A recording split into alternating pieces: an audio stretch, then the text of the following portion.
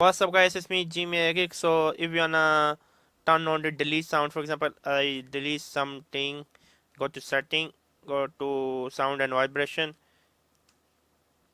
click the delete sound on. Okay, for example, like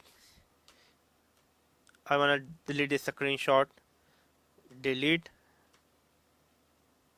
What else is not working?